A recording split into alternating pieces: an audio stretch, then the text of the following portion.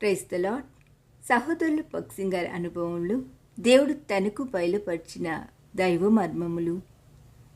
ఏ ఆటంకమును లేక పూర్ణ ధైర్యముతో దేవుని రాజ్యమును గూర్చి ప్రకటించుచు ప్రభు అయిన యేసుక్రీస్తును గూర్చిన సంగతులు బోధించుచు ఉండెను.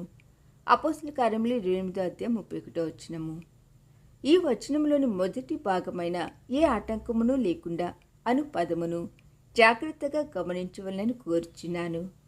క్రైస్తవ జీవితమును అచ్చటచ్చట అడ్డంకులు పెట్టుబడి ఉన్న పరుగు పందెమునకు పోల్చవచ్చును. బహుశా మనమందరము పాఠశాలలో పై పందెములో పాల్గొని ఉందుము. ఈ పందెములో పరిగెత్తువారు మధ్య అడ్డముగానున్న కర్రలను పడగొట్టకుండా, అడ్డంకులను తాకకుండా ఎగిరి దుమికి పరిగెత్తవలెను. ఇట్లు పరిగెత్తి ఒకడు బహుమానమును పొందును. కొన్నిసార్లు దుముకుటకును కష్టమైన చిన్న గోడలు, కుర్చీలు, బల్లలు, కంచె, మట్టి దిబ్బలు మొదలుకు వాటిని దారిలో నుంచెదరు. అపోస్తల కార్యములోని 28 అధ్యాయములను నేను చదువుచున్నప్పుడు దేవుని సేవకులముగా మనము 28 అడ్డంకులను దాటిపోవాలని నాకు కనబడుచున్నది.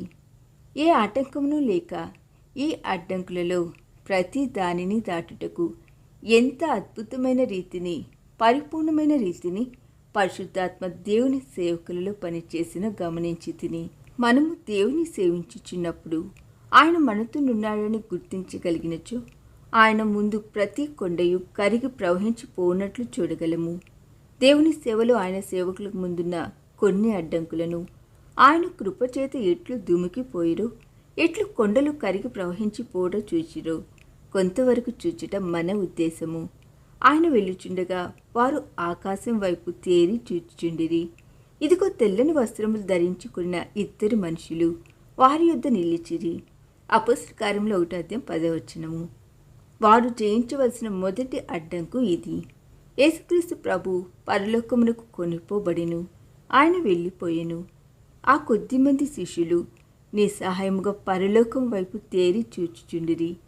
యెరూషలేములోను సమరయలోను భూదిగంతముల వరకును వారు ఆయనకు సాక్షులై ఉండవలనని ప్రభు వారిని నియమించెను. ప్రభు చెప్పిన మాటలు సాక్షాత్తు జరిగి తీరవలనని వారు నమ్మిరి. అయితే పని కొనసాగించవలసిన వివరములను, తేటైన మచ్చును వారికి ఇయ్యలేదు.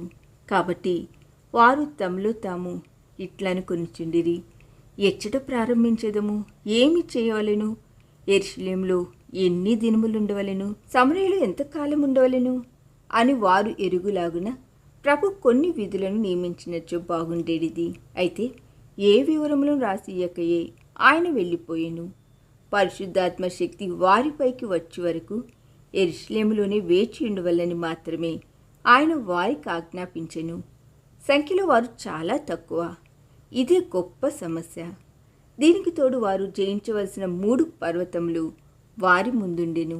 మొదటిగా తమను ద్వేషించిన యూదా జనాంగము, రెండవదిగా తమను బానిసలుగా నియమించుకున్న రోమా రాజ్యాంగవేత్తలు, మూడవదిగా విగ్రహారాధనే ఒక గొప్ప సంస్కృతిగా కలిగి ఉన్న హెల్లేనీయులు.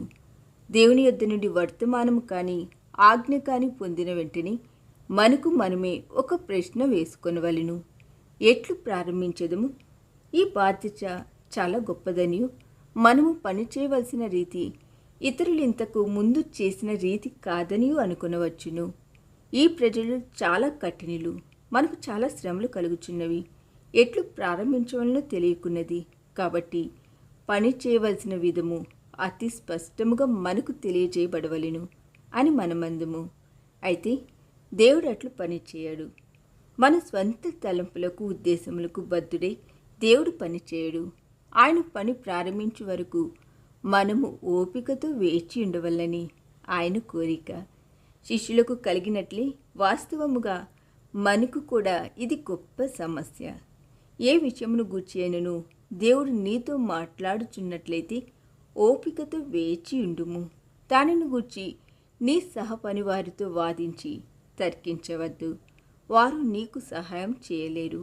నీ స్వంత ఆత్మకును దేవునికి మధ్య గల విషయమది. మనలో ఒక్కొక్కరిని దేవుడు ఎట్లు సంధించుచున్నాడో గుర్తుంచుకొనవలెను. ప్రభు సమయం కొరకు ఓపికతో కనిపెట్టుకొనవలెను. ఆ సమయము తప్పక వచ్చును. ఈ దిన ధ్యానము మనందరి ఆత్మీయ జీవితమునకు ఆశీర్వాదకరముగా ఉండునుగాక.